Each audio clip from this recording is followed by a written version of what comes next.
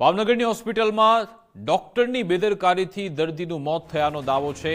ઉષાબા ગોહિલે પરિવાર હોસ્પિટલમાં ઓપરેશન કરાવ્યું હતું। અહીંયા ડોક્ટર મલય મકવાણા દ્વારા કોથળીનું ઓપરેશન કરવામાં આવ્યું હતું। તબિયત વધુ લથડતા રવિવારે દર્દી ડોક્ટરને બતાવવા આવ્યા હતા। ડોક્ટર મલયે સામાન્ય દુખાવો કહીને દર્દીને ઘરે પરત મોકલ્યા હતા। દર્દીની તબિયત ફરી વધુ લથડતા આજે તેમને હોસ્પિટલમાં લઈ જવાયા। મોડી સાંજે દર્દી ઉષાબા પ્રહલાદસિંહ ગોહિલનું મોત થયું। ડોક્ટરની બેદરકારીથી મોત થયાનો દર્દીના સગાએ આક્ષેપ લગાવ્યો। દર્દીના પરિવારજનોએ મૃતદેહ સ્વીકારવાનો ઇનકાર કર્યો।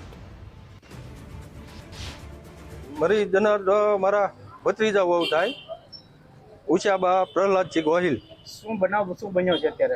અમે 12 દિવસ પહેલા ઓપરેશન કરાવ્યું કોથળીનું, પછી 4 દિવસ હોસ્પિટલ રાખ્યા, પછી રજા આપી, પછી ઘરે ગયા તો પછી બ્લડના ડાઘા પડતા હતા। તો મારો ભત્રીજો સાહેબને ફોન કર્યો કે સાહેબ આવી રીતે થાય છે, તો કે વાંધો નહીં સોમવારે બતાવવા આવો।